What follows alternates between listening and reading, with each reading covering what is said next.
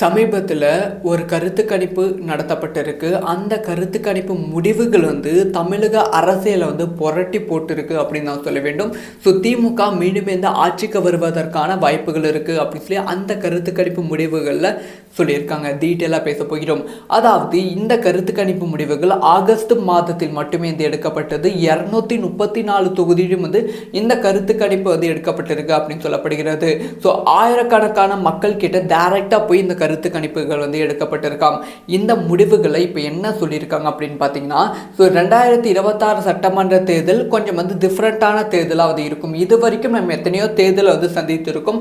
இது கொஞ்சம் போட்டிகள் அதிகமாக இருக்கும். இப்போ எடுத்த கருத்து கணிப்பு முடிவுகள் படி திமுகவை பொறுத்த வரைக்குமே 39லிருந்து 45% வாக்குகள் வாங்குவதற்கான வாய்ப்புகள் இருக்கு அப்படிங்கிற ஒரு ரிசல்ட் அந்த முடிவுகள் வெளியாகி இருக்கு.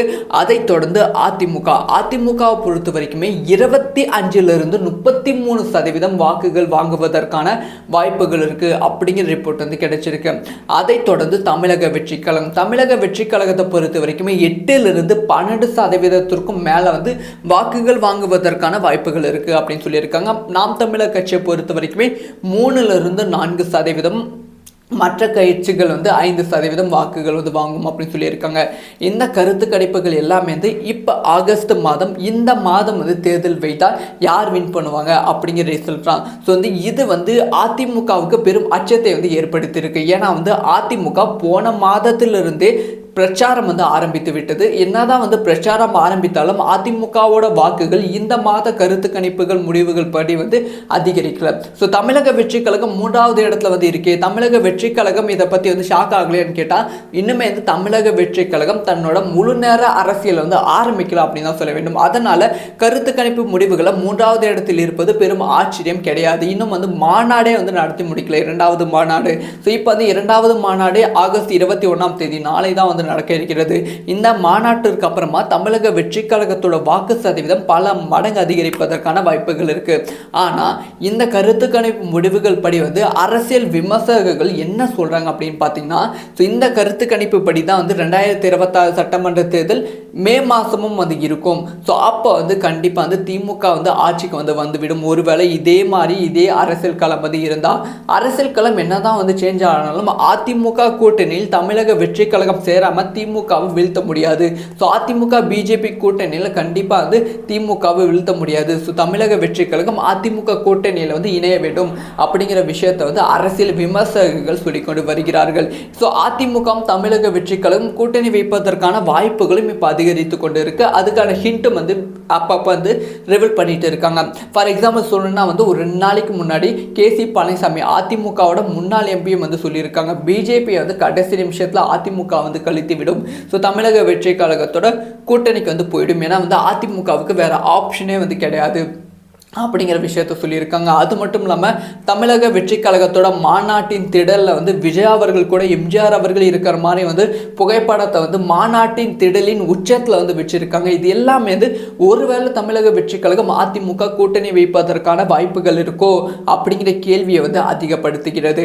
ஸோ கடைசி நிமிஷத்தில் என்ன வேணால் நடப்பதற்கான வாய்ப்புகள் இருக்கு. அப்படி தமிழக வெற்றி கழகம் அதிமுக கூட்டணி வைத்தால் தமிழக வெற்றி கழகம் எதிர்பார்க்கும் அந்த துணை முதலமைச்சர் பதவி அதிமுக தமிழக வெற்றி கழகத்துக்கு கொடுக்குமா அப்படிங்கிற விஷயத்தை வெயிட் பண்ணி தான் பார்க்கணும். இப்ப உங்களுக்கான கேள்வி, தமிழக வெற்றி கழகம் தனித்து போட்டிட்டால் நல்லா இருக்குமா, இல்ல அதிமுகவோட கூட்டணி வைத்து திமுகவை வீழ்த்தினால் நல்லா இருக்குமா? உங்களோட ஒப்பீனியனை கமெண்ட்ல லீவ் பண்ணுங்க.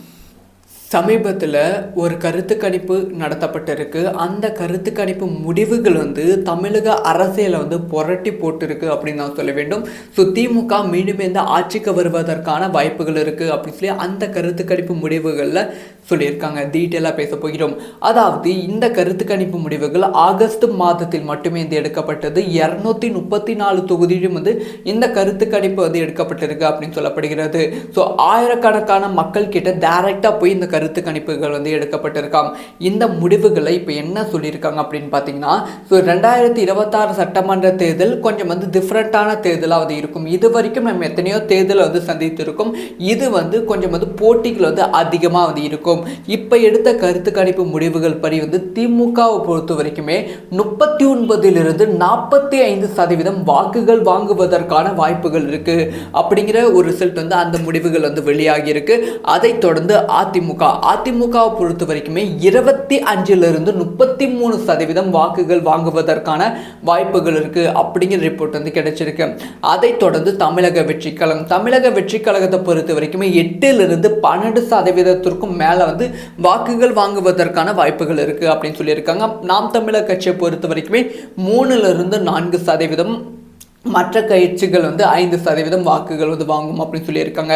இந்த கருத்து கணிப்புகள் எல்லாமே வந்து இப்போ ஆகஸ்ட் மாதம், இந்த மாதம் வந்து தேர்தல் வைத்தால் யார் வின் பண்ணுவாங்க அப்படிங்கிற ரிசல்ட் தான். ஸோ வந்து இது வந்து அதிமுகவுக்கு பெரும் அச்சத்தை வந்து ஏற்படுத்தியிருக்கு. ஏன்னா வந்து அதிமுக போன மாதத்திலிருந்தே பிரச்சாரம் வந்து ஆரம்பித்து விட்டது. என்னதான் வந்து பிரச்சாரம் ஆரம்பித்தாலும் அதிமுகவோட வாக்குகள் இந்த மாத கருத்து கணிப்புகள் முடிவுகள் படி வந்து அதிகரிக்கல. ஸோ தமிழக வெற்றி கழகம் 3வது இடத்துல வந்து இருக்கு. தமிழக வெற்றி கழகம் இதை பற்றி வந்து ஷாக் ஆகலையான்னு கேட்டால் இன்னுமே வந்து தமிழக வெற்றி கழகம் தன்னோட முழு நேர அரசியல் வந்து ஆரம்பிக்கலாம் அப்படின்னு தான் சொல்ல வேண்டும். அதனால கருத்து கணிப்பு முடிவுகளை 3வது இடத்தில் இருப்பது பெரும் ஆச்சரியம் கிடையாது. இன்னும் வந்து மாநாடே வந்து நடத்தி முடிக்கல, 2வது மாநாடு. ஸோ இப்போ வந்து 2வது மாநாடு ஆகஸ்ட் 21ஆம் தேதி நாளை தான் வந்து நடக்க இருக்கிறது. இந்த மாநாட்டிற்கு அப்புறமா தமிழக வெற்றி கழகத்தோட வாக்கு சதவீதம் பல மடங்கு அதிகரிப்பதற்கான வாய்ப்புகள் இருக்கு. ஆனா இந்த கருத்து கணிப்பு முடிவுகள் படி வந்து அரசியல் விமர்சகர்கள் என்ன சொல்றாங்க அப்படின்னு பார்த்தீங்கன்னா, இந்த கருத்து கணிப்பு படி தான் வந்து 2026 சட்டமன்ற தேர்தல் மே மாசமும் வந்து இருக்கும். ஸோ அப்போ வந்து கண்டிப்பா வந்து திமுக வந்து ஆட்சிக்கு வந்து வந்துவிடும். ஒருவேளை இதே அரசியல் களம் வந்து இருந்தா, அரசியல் களம் என்னதான் வந்து சேஞ்ச் ஆனாலும் அதிமுக கூட்டணியில் தமிழக வெற்றி கழகம் சேராம திமுகவை வீழ்த்த முடியாது. ஸோ அதிமுக பிஜேபி கூட்டணியில் கண்டிப்பா வந்து திமுகவை வீழ்த்த முடியாது. ஸோ தமிழக வெற்றி கழகம் அதிமுக கூட்டணியில் வந்து இணைய வேண்டும் அப்படிங்கிற விஷயத்தை வந்து அரசியல் விமர்சகர்கள் சொல்லிக்கொண்டு வருகிறார்கள். ஸோ அதிமுக தமிழக வெற்றி கழகம் கூட்டணி வைப்பதற்கான வாய்ப்புகளும் இப்போ அதிகரித்து கொண்டு இருக்கு. அதுக்கான ஹிண்ட்டும் வந்து அப்பப்போ வந்து ரிவீல் பண்ணிட்டு இருக்காங்க. ஃபார் எக்ஸாம்பிள் சொல்லணும்னா வந்து ஒரு 2 நாளைக்கு முன்னாடி கேசி பழனிசாமி அதிமுகவோட முன்னாள் எம்பியும் வந்து சொல்லியிருக்காங்க, பிஜேபி வந்து கடைசி நிமிஷத்தில் அதிமுக வந்து கழித்து விடும். ஸோ தமிழக வெற்றி கழகத்தோட கூட்டணிக்கு வந்து போயிடும். ஏன்னா வந்து அதிமுகவுக்கு வேற ஆப்ஷனே வந்து கிடையாது அப்படிங்கிற விஷயத்த சொல்லியிருக்காங்க. அது மட்டும் இல்லாமல் தமிழக வெற்றி கழகத்தோட மாநாட்டின் திடலில் வந்து விஜய் அவர்கள் கூட எம்ஜிஆர் அவர்கள் இருக்கிற மாதிரி வந்து புகைப்படத்தை வந்து மாநாட்டின் திடலின் உச்சத்தில் வந்து வச்சிருக்காங்க. இது எல்லாமே வந்து ஒருவேளை தமிழக வெற்றி கழகம் அதிமுக கூட்டணி வைப்பதற்கான வாய்ப்புகள் இருக்கோ அப்படிங்கிற கேள்வியை வந்து அதிகப்படுத்துகிறது. ஸோ கடைசி நிமிஷத்தில் என்ன வேணால் நடப்பதற்கான வாய்ப்புகள் இருக்குது. அப்படி வந்து தமிழக வெற்றி கழகம் அதிமுக கூட்டணி வந்து வைத்தால் தமிழக வெற்றி கழகம் எதிர்பார்க்கும் அந்த துணை முதலமைச்சர் பதவி அதிமுக வந்து தமிழக வெற்றி கழகத்துக்கு கொடுக்குமா அப்படிங்கிற விஷயத்தை வெயிட் பண்ணி தான் பார்க்கணும். இப்போ உங்களுக்கான கேள்வி, தமிழக வெற்றி கழகம் தனித்து போட்டியிட்டால் நல்லா இருக்குமா, இல்லை அதிமுகவோட கூட்டணி வைத்து திமுகவை வீழ்த்தினால் நல்லா இருக்குமா? உங்களோட ஒப்பீனியனை கமெண்ட்ல லீவ் பண்ணுங்க.